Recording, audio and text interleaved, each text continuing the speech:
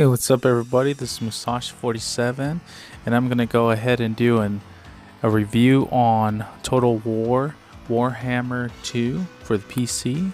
And I want to give a big shout out to Bolt Crank for sponsoring this video and sending me this game, so I do appreciate that. And as always, go ahead and like this video, subscribe, and hit that bell.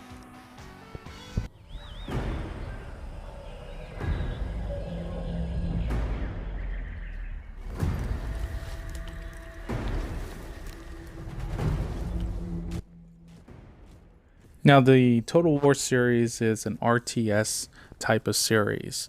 What an RTS means is that it's a real-time strategy game. And what is real-time strategy game? Pretty much all it is just a big map for the most part. If you've never played an RTS, it's just a big map, and you're able to go ahead and pick some sort of campaign or some sort of different type of factions, and then you go ahead and you build an army and you try to rule the whole realm, which is either the lands or the countries. But that's pretty much it. That's all what an RTS is. So I do like the aspect of RTS games, which is where you're building an army and you're conquering other, civilizations.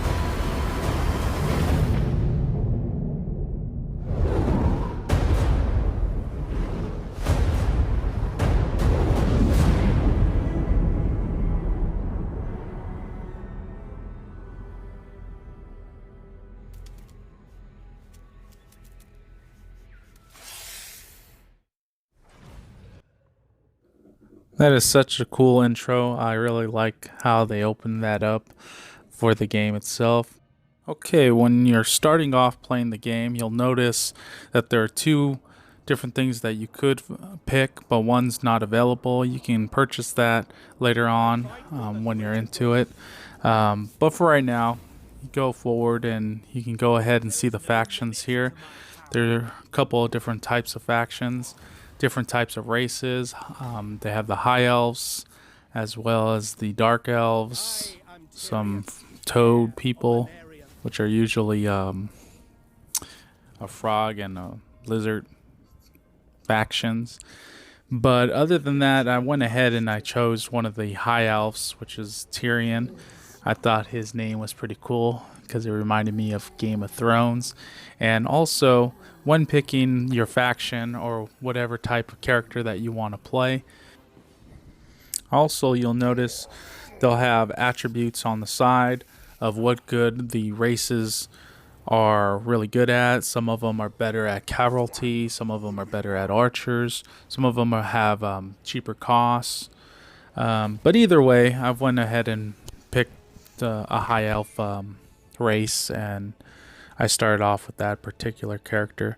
Now, one thing about RTS games is when you're playing it, there is a lot of time frame that you're going to be playing the game, because even when I wanted to just show off a little bit of footage for this video, I find myself playing the game for quite some time, about 2.5 hours. So I just wanted to do a quick overlay of maybe 30 minutes of gameplay of just me playing the game. But yeah, it's a very highly addictive game. I think this game does look amazing on how they've changed the whole series itself. Now, Total War, Warcraft, the first one had pretty much the same graphics, so I haven't played that game long enough, but I noticed I I wasn't as intrigued as I was with this particular one. I don't know why. Maybe it was the graphics or something. Maybe it was the particular race group or how things were set up. But I did notice I played this game a lot more than I did on the first one. And I do own the first one as well, so maybe I'll do a comparison,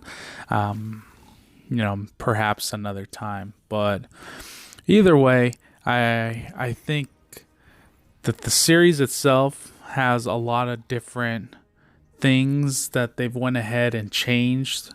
And I'm not just talking about the Total War or Warhammer series.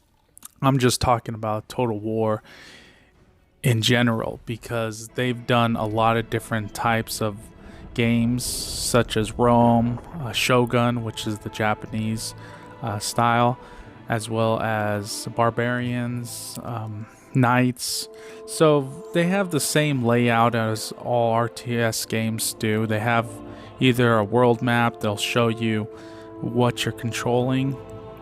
Now, as you can see on the white, that's all my territories of what I've been playing. So as you can see, I've been playing it for quite some time.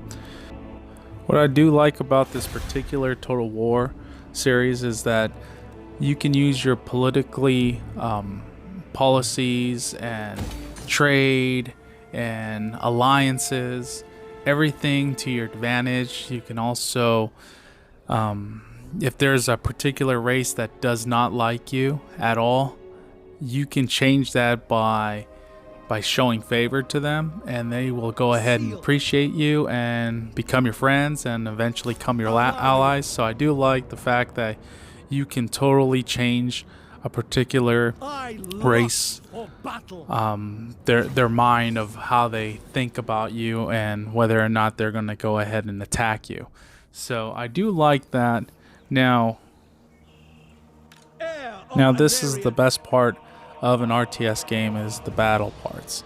And this is what makes or breaks the game, and how much you can control your army.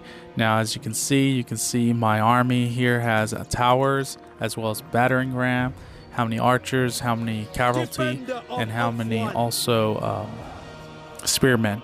Now, a lot of times you don't need the actual battering ram or the towers to take over a particular area, but it is very helpful. What I do like about RTS games is that it does make you feel like that you are part of the army, that this is your army, and that you are ready to go into battle.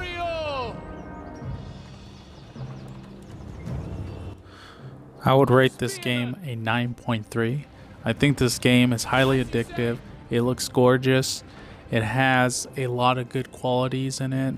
I like the better upgrades of what they've done throughout the series, where you don't have to build boats anymore, which was a pain in the butt in the other series. I also like the fact that they have different types of races, unusual races such as the toads and the different type of rat people. So don't be racist. Go ahead and play those particular types of factions.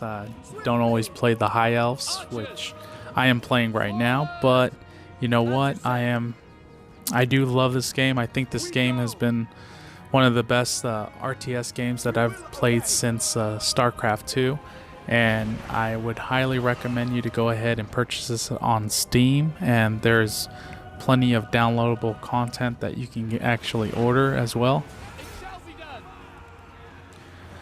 Now, a lot of these battles do take some time, especially if you want to enjoy it, but a lot of times is that if you don't feel like fighting or you don't want to do this whole scenario, you can go ahead and do an auto battle, which is where they will tell you the outcome.